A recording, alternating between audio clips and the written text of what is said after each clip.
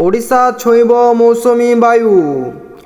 केरल रे प्रवेश करिछि मौसुमी आगामी 2-3 दिन भितर महाराष्ट्र, आंध्र, कर्नाटक, तमिलनाडु रे किछि अंश छुई पारे। तेबे ओडिशा रे मौसुमी आगमन को अपेक्षा करी रहिचंती राज्यवासी। पाणीपाग विशेषज्ञ अनुसार जून 12 तारिख बेलकु उत्तर बंगोपसागर रे एक घूर्णिबलय किंबा लघुचाप सृष्टि होई पारे। यह मौसुमी को अग्रसर करिबारे सहायक हेब। राज्य बेलकु मौसुमी ओडिशा छुई पारे। संभाव्य लघुचाप घूर्णिबलय सृष्टि हेबा नहीं पाणीपाग विभाग विस्तारित पूर्वानुमान मध्य संकेत दिया जायछि।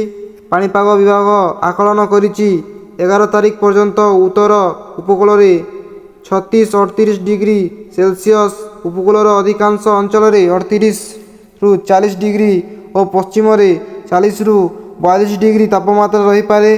12-18 तारिख भितर उत्तर उपकूल रे 32-34 डिग्री, बाकी उपकूल अंचल रे 34-36 डिग्री एवं आभंतरीण रे 38-40 डिग्री रही पारे तापमात्रा। गुरुवार संबलपुर तापमात्रा 42 डिग्री टपिथिबा बेले केतेक स्थान रे 41 पार करितिला। अनेक स्थान रे पारद 38-40 डिग्री रहितिला। भुवनेश्वर तापमात्रा 39.8 डिग्री थिला। एतिकी उपकूल रे भी झांझी अनुभूति हेउतिला। पाणीपाग विभाग अनुसार राज्यर विभिन्न स्थान रे कालबैशाखी वर्षा संभावना अछि। इनफॉरमेशन वीडियो देखिबा पय चैनल को सब्सक्राइब करंतु। धन्यवाद।